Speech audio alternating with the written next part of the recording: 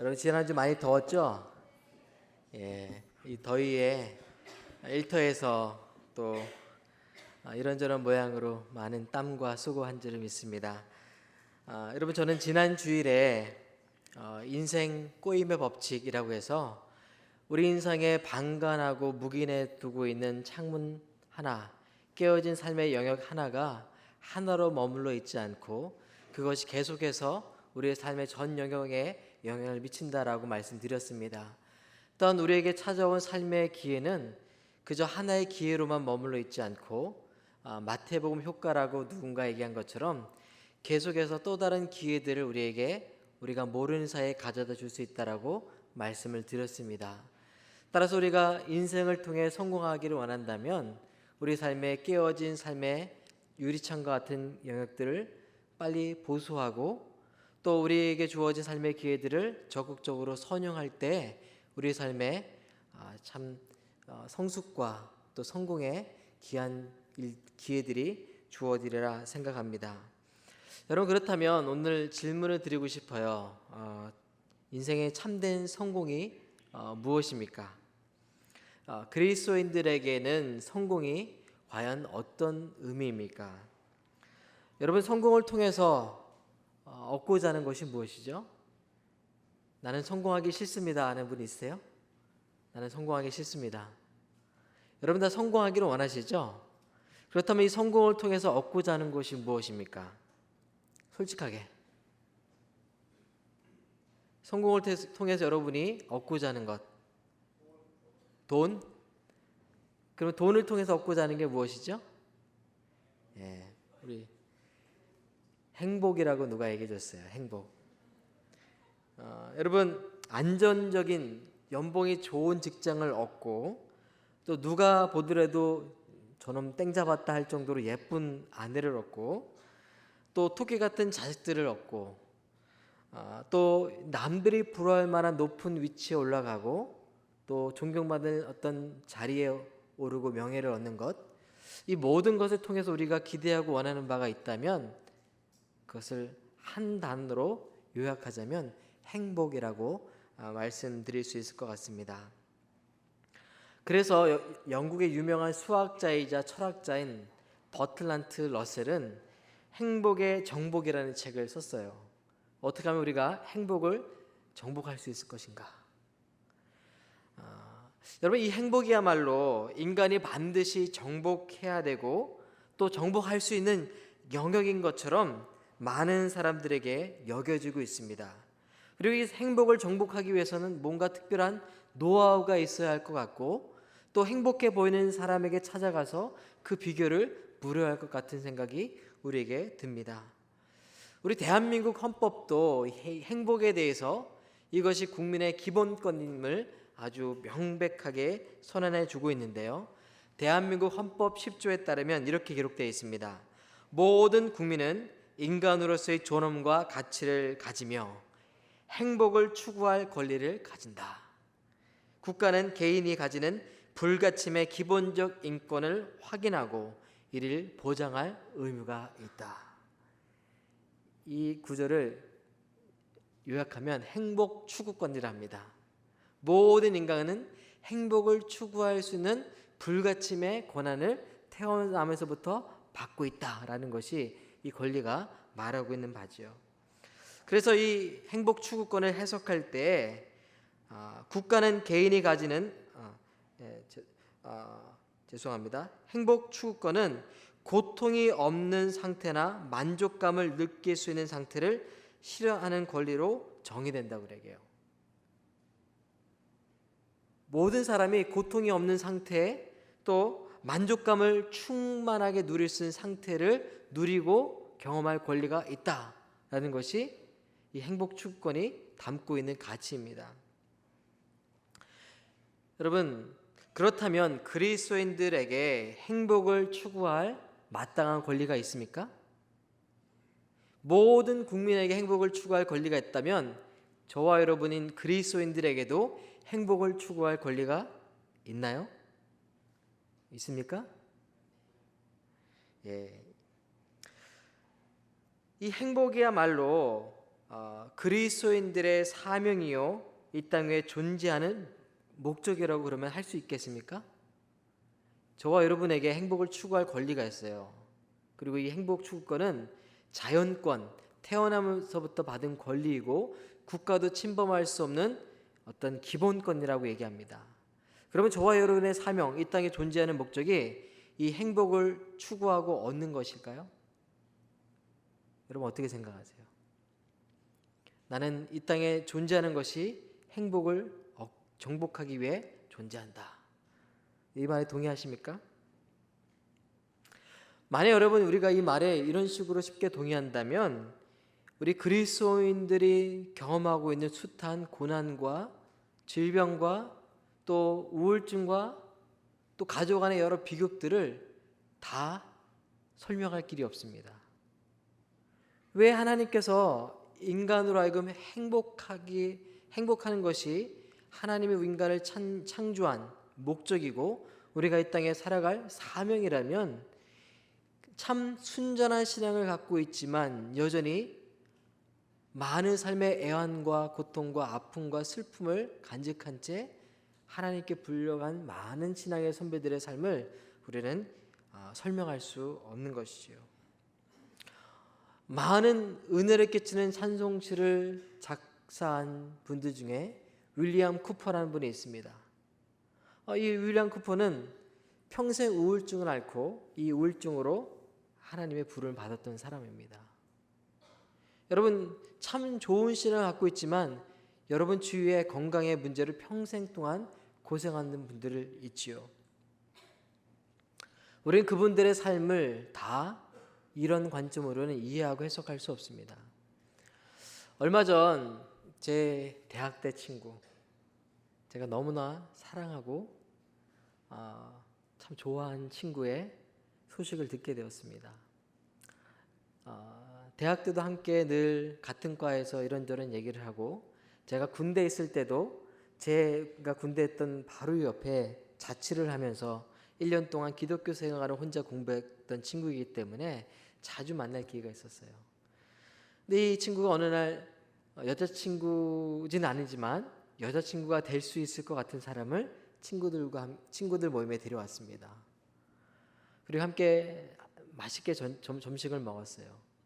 얼마 지나지 않아서 친구가 그러는 거예요. 자기가 좋아하지만 자기보다는 너에게 더 잘 어울리는 것 같다.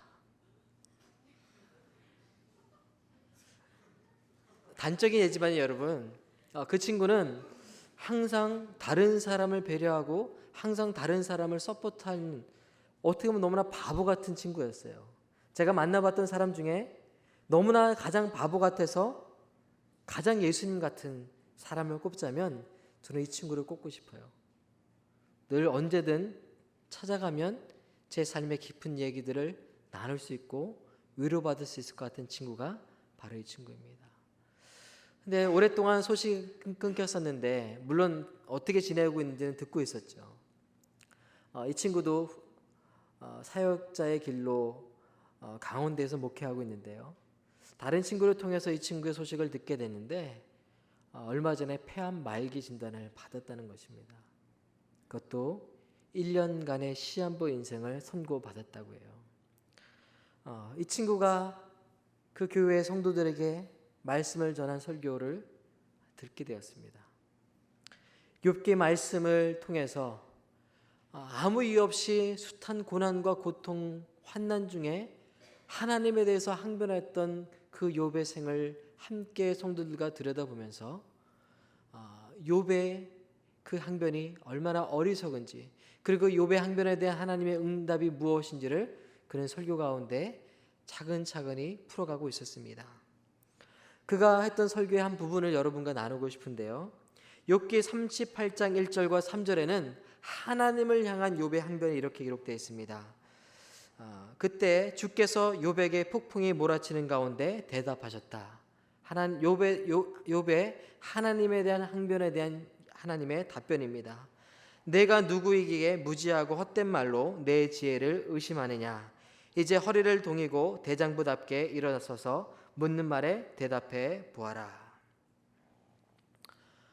이 질문에 대한 하나님의 답을 그는 설교 가운데 풀어주면서 여러분의 삶에서 이해할 수 없는 폭풍과 고난 가운데 있다 할지라도 지금 이 욥의 질문에 대답하시는 하나님의 음성을 잘 들어보십시오라고 풀어주고 있습니다. 하나님의 응답은 이렇습니다. 바닷속 깊은 곳에 있는 물 근원에까지 들어가 보았느냐? 그 밑바다 깊은 곳을 거닐어 본 일이 있느냐? 죽은 자가 들어가는 문을 들여다본 일이 있느냐? 그 죽음의 그늘이 드리운 문을 본 일이 있느냐? 하나님의 이 답변을 성도들에게 들려주면서 왜 하나님께서 폭풍 한가운데 서서 이 말씀을 욥에게 하시는 이유가 무엇입니까? 왜 하나님께서 바다 깊은 곳 물 근원까지 내려가셔야 하셨습니까? 왜 하나님께서 죽은 자가 들어가는 문을 들여다보고 계십니까? 바로 그럴 이유가 없는 하나님께서 저와 여러분을 사랑하시기 때문에 고난과 고통의 그 한가운데서, 죽음의 그 문 한가운데서 우리를 향해서 말씀해주고 있다. 그 고난과 고통의 한가운데서 사랑으로 우리를 맞아주고 계시다라고 친구는 설교하는 것을 제가 듣게 되었습니다. 설교 중에 교인들이 이렇게 말합니다. 여러분이 잘 알고 계시듯이 저는 얼마 전에 폐암 말기 진단을 받고 1년간의 시한부 인생을 선고받았습니다. 그러나 저는 이 인생의 폭풍우가 왜 나에게 일어난지 묻지 않기로 결정했습니다. 오히려 이 폭풍우 가운데 하나님의 사랑을 더욱더 발견하고 있고 그 하나님의 사랑을 더욱더 만나고 있는 중입니다. 내 삶에 휘몰아치는 폭풍우는 너무 강해서 나를 구부러뜨리고 꺾어 심지어 뿌리채 뽑아버리기까지 합니다. 그건 사실입니다. 사랑하는 가족을 뿌리채 뽑기도 하고요. 내가 평생 쌓아온 모든 노력을 한순간에 물거품으로 만들기도 하고요. 심지어 나의 생명까지도 가져가시는 상황을 허락합니다. 그런데 그 절망과 고통의 순간에 우리가 기도해야 하는 것은 주님 제발 이 휘몰아치는 폭풍을 그치게 해 주십시오가 아니라 주님 이 휘몰아치는 폭풍이 주님의 사랑을 경험하고 은혜의 바람으로 변하게 해달라고 기도해야 하는 것입니다. 왜냐하면 내 삶의 울타리가 뽑혀져 나가는 그 처절한 현장이야말로 하나님을 만날 수 있는 장소이기 때문입니다. 여러분, 이것이 고난과 고통을 대하는 성도들에게 주고 있는 제 친구의 설교한 부분입니다. 여러분, 우리는 행복을 위해 끊임없이 노력하고 끊임없이 좋은 직장을 얻기를 원하고 남들이 부러울 만한 배우자를 얻기를 원합니다.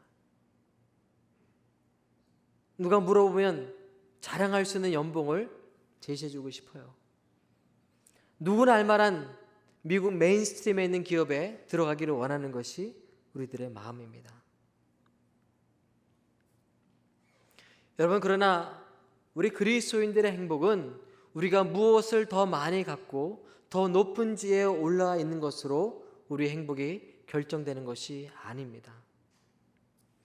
여러분, 행복은 누군가 그렇게 얘기했어요. 그리스도인이란 변화된 사람이라고 얘기했어요.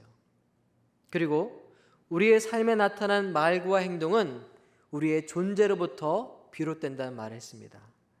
얼마 전에 일교육관에서 스컹크가 그 구석에 아마 둥지를 틀고 이 자리를 잡은 것 같아요. 전문가를 불러서 스컹크가 어딘지를 직접 보지는 않았지만 건물 외 구석에 스컹크가 살고 있는 것 같다라는 진단을 받았습니다. 그리고 그곳에 철망을 치고 환기할 수 있는 약을 좀 뿌리고, 여러분, 그런데도 스컹크 냄새가 안 가셔요. 여러분, 우리가 아무리 우리 몸에 향수를 뿌리고 별의별 치장을 해도 우리의 존재가 바뀌어지지 않으면 그 냄새는, 그 추한 말과 행동은 변함없이 우리에게서 뿜어져 나올 것입니다. 스컹크가 사는 그곳을 완전히 해결하지 못하는 이상 그 냄새는 계속해서 건물 전체를 뒤덮듯이 우리의 추한 우리 존재 자체가 변화되지 않으면 우리가 아무리 행복의 많은 조건을 갖고 있다 할지라도 우리 누구도 행복할 수 없을 것입니다. 여러분, 왜 제 친구는 삶의 울타리가 뽑혀져 나가는 현장이야말로 하나님을 만날 수 있는 장소라고 말하고 있을까요? 바로 저와 여러분은 이 고난과 환난을 통해서만 정말 하나님을 신뢰하고 있는지, 정말 우리가 하나님을 사랑하고 있는지 비로소 알 수 있는 존재들이기 때문입니다. 브레넌 매닉이라는 사람은 사자와 어린 양이라는 책에서 우리 내면 깊은 곳에 영적인 공허함을 체험하지 않고서는 살아계신 하나님을 만날 수 없기 때문이라고 말합니다. 이 브레넌 매닝은 카톨릭 사제로 부름받은 사람이에요. 그럼에도 불구하고 알코올 중독자로서 참으로 힘겨운 시간을 보냈고요. 사제 서폰을 받고 나서 후에 출가를 하게 됩니다. 결혼을 하게 되고 그 서역을 지키지 못한 것이죠. 그가 겪었던 그 넘어지고 또 사람들에게 거절당하고 했던 그 경험들이 하나님의 은혜를 그의 삶을 통해 더 풍성하게 경험하게 되었고, 그의 그 경험들은 숱한 책으로 많은 사람들의 영혼을 깨우고 하나님의 사랑을 깨닫게 하는 귀한 통로가 되고 있습니다. 바로 우리가 깨어지고 아무것도 할 수 없다는 것을 철저히 깨닫는 그 자리에서 우리는 비로소 하나님을 바라보며 그분을 온전히 신뢰할 수 있습니다. 여러분, 신뢰란 사랑의 다른 모습입니다. 우리는 신뢰하는 만큼 사랑하게 되어 있고요, 사랑하는 만큼 신뢰하게 되어 있습니다. 여러분, 첫 짝사랑했던 기억을 한번 돌려보셨으면 좋겠어요. 처음 누군가를 짝사랑할 때 그 사람의 허물은 보이지 않습니다. 누군가를 진심으로 열렬하게 사랑하게 되면 눈에 콩깍지가 씌워지다라고 말하는 것처럼 그 사람의 명백한 잘못들이 보여지지가 않는 것이에요. 그 사람에서 험악한 말로 비난하고 정죄해도 그것이 하나도 타당하게 들려지지 않는 것이 바로 사랑하기 때문입니다. 여러분, 우리가 사랑하는 만큼 신뢰하게 되어 있고요, 신뢰하는 만큼 사랑의 정도를 우리는 볼 수 있습니다. 바로 하나님을 우리가 깨어지고 부서지면서도 하나님을 온전히 신뢰하며 사랑하기를 기대하십니다. 그리고 우리 스스로도 하나님에 대한 우리 사랑을 하나님은 발견하기를 원하시는 것이지요. 여러분, 어린아이들은 부모를 신뢰하란 말을 듣지 않습니다. 아이가 조금씩 커져서 자아가 생기기 전까지는 엄마 아빠 껌딱지처럼 붙어 있습니다. 어디를 가도 엄마 어디 가냐고 묻지 않습니다. 무조건 붙습니다. 전적인 신뢰를 보여주는 것이지요. 아이에게 부모는 그 세상의 전부입니다. 그가 부모를 사랑하는 만큼 전적인 신뢰를 보여주는 것처럼 우리가 하나님을 사랑한다면 하나님을 신뢰하라는 말을 할 필요가 없을 것입니다. 때로 그리스도인들의 삶이란 수영장에 떨어진 바위와 같은 것입니다. 우리 생각에는 수영장에 물이 가득 차 있고 그곳에 바위가 떨어지면 물이 사방에 흩어지는 것으로 족하다 생각할지 모릅니다. 그러나 하나님께서 던져주시는 바위는 수영장인 우리의 삶 전체를 깨트려서 물과 그 모든 수영장의 조각들이 사방으로 흩어지게 만드는 것까지 포함합니다. 그것이 하나님께서 인생을 다루시고 인생을 통해서 당신의 영광을 나타내는 방법입니다. 우리의 전 존재가 깨어지는 중에도 하나님을 향한 온전한 신뢰를 붙들고 있을 때 하나님은 그것을 기뻐하시고 당신의 영광으로 생각하십니다. 고통과 환난 속에서 바로 우리의 지극한 연약함을 고백하는 중에 하나님의 도우심, 구원하심, 나와 함께 동행하시고 나와 함께 아파하시는 그 하나님을 우리가 마음으로 고백하고 진심으로 의지할 때 하나님은 그 어떤 것보다 그 일을 기뻐하시는 겁니다. 여러분, 오늘 저는 말씀을 통해서 우리 인생의 목적은 행복의 정복에 있지 않다고 말씀드리고 싶습니다. 오히려 그리스도의 생의 목적은 하나님을 어떻게 신뢰하는지를 배우는 일에 달려 있습니다. 하나님을 어떻게 사랑하는지를 배우는 일에 달려 있습니다. 오늘 말씀에 사랑 안에 두려움이 없고 온전한 사랑이 두려움을 내어 쫓나니 두려움에는 형벌이 있음이라. 두려워하는 자는 사랑 안에서 온전히 이루지 못하였느니라. 과연 여러분과 저희 안에는 하나님에 대한 두려움 없는 사랑이 있으십니까? 우리가 하나님에 대한 이 신뢰와 사랑으로 우리 존재를 하나님께 위탁할 때만 우리의 속사람이, 우리의 영혼이 새로워지고 변화되는 줄을 믿습니다. 그러할 때 하나님이 우리에게 주시는 진정한 의미의 행복을, 참다운 기쁨과 만족을 우리는 누릴 수 있습니다. 제가 대학 시절 얘기를 잠시 해드리고 싶습니다. 제가 아내와 만나기 전에 9개월 정도 첫 여자친구를 사귀었습니다. 대학 2학년 때 일입니다. 9개월 후에 헤어지자는 통보를 받고 굉장히 힘들었습니다. 그 당시는 잘 어렸기 때문에 헤어지자 그러면 헤어져야 되는 줄 알았어요.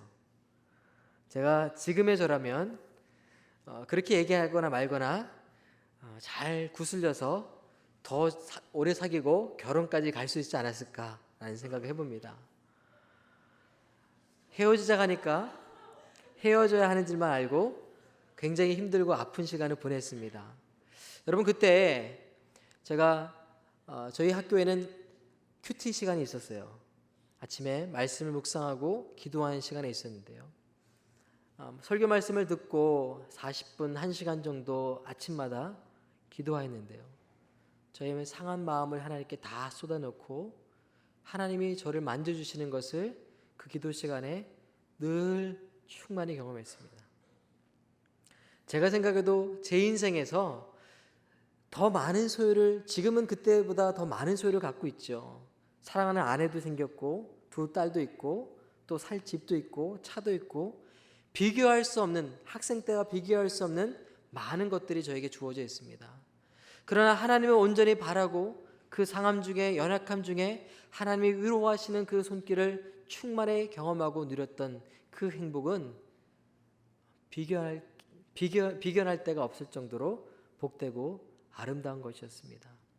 제가 이렇게 기도하고 나오면 제 스스로도 얼굴이 너무 평안하고 환한 걸 느껴져요. 그리고 지나가는 형제 자매들이 그렇게 얘기해 줍니다. 얼굴이 너무 환하고 밝다고. 제 마음은 한쪽 구석에는 상처와 아픔과 쓰라림이 있음에도 불구하고 하나님과의 깊은 교제로 제 마음에 평안과 기쁨과 감사가 충만하게 넘쳐나는 것을 오랜 시간 동안 경험하였습니다. 여러분, 하나님께서는 애굽의 군대에 쫓겨서 홍해의 막다른 골목에 도달한 이스라엘 백성들에게 자신의 그 앞에 넘쳐나는 그 홍해의 물을 바라보고 절망하는, 두려워하는 이스라엘 백성들에게 모세를 통해 이렇게 말씀하십니다. 너희는 가만히 있어 내가 하나님됨을 알지어다. 여러분, 이 말을 들은 이스라엘 백성들이 그 상황에서 무엇을 했을까요? 아마 저는 부르짖으며 기도했을 것이라 생각이 듭니다. 어떤 사람은 괴성을 지르는지는 모르겠어요. 하나님 좀 어떻게 해보세요. 별의별 괴성을 질렀는지도 모르겠습니다. 우리를 다 죽게 만드실 작정입니까?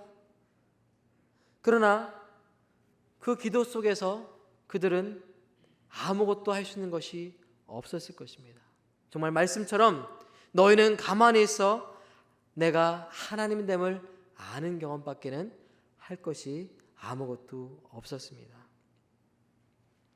여러분, 마치 우리가 기도하는 것은 우리가 아무것도 하지 않고 하나님께 우리의 전 존재를 내어 맡기는 것입니다.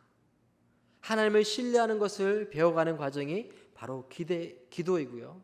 하나님을 사랑해가는 과정이 바로 기도입니다. 마치 이 기도는 여러분, 목욕을 하고 나면 물속에 들어가서 자신을 맡겨놓고 또 태양빛에 일광욕을 하며 그 빛에 자기를 맡겨 놓았을 때 사람들이 그 변화를 향기를 통해 그 흘린 피부를 통해 알 수 있듯이 우리가 기도를 통해 하나님께 우리의 삶의 온 존재를 내어 맡기고 하나님을 신뢰하는 법을, 하나님을 사랑하는 법을 배워갈 때 사람들은 우리의 삶에 나타나는 변화를 알게 될 것입니다. 누구에게 감출 수 없는 삶의 평안, 누구에게도 감출 수 없는 기쁨, 자유함이 저와 여러분의 삶에 넘쳐나게 될 것이기 때문입니다. 참된 행복은 어디에서 옵니까? 성공의 궁극적인 비결은 무엇입니까? 바로 우리의 연약한 중에도 하나님을 전적으로 신뢰하며 하나님이 우리가 갖고 있는 것과 상관없이 우리의 존재를 바꿔놓으시고 우리에게 부어주시는 평안과 기쁨과 자유함에 있는 줄을 믿습니다. 이 평안과 기쁨이 여러분의 삶 가운데 하나님에 대한 신뢰로 충만해지시기를 축원드립니다. 함께 기도하겠습니다. 기도하신 후에는 우리 함께